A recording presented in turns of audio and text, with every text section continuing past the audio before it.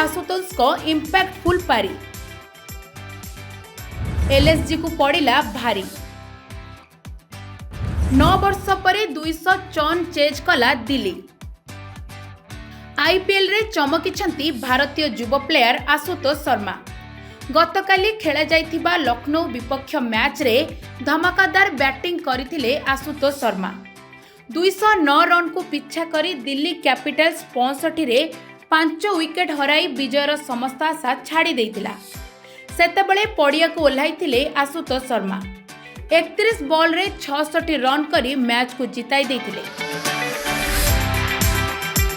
आशुतोष को पारी रे थिला 5टी चौका और 5टी विशाल छक्का।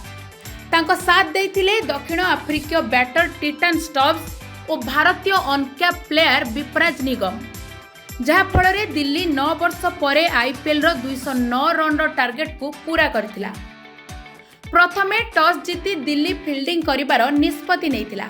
धुआंधार धुलेई करथिले एलएसजी बैटर निकोलस पुराण और मिचेल मार्स।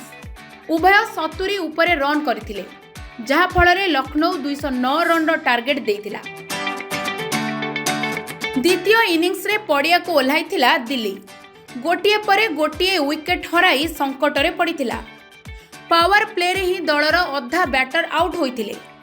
विजयर आशा मात्र 1% थिबा बेले ताहाकू संभव करथिले आशुतोष शर्मा, जहाकू नै एबे चर्चा हेउची आशुतोष शर्मा आगकू भारतीय टी20 दल पई खेली पारंती।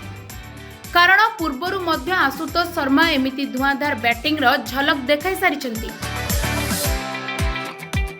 आईपीएल रु ही अनेक प्लेयर भारतीय दल को चयन होइछंती। रिंकू सिंह, वरुण चक्रवर्ती, हर्षित राणा आईपीएल रु ही टीम इंडिया पई टिकेट पाइछंती। आउ एबे आशुतोष को खूब शीघ्र टीम इंडिया रो टिकेट मिलिबो बोली चर्चा हेउची। Bureau report, news web Odisha.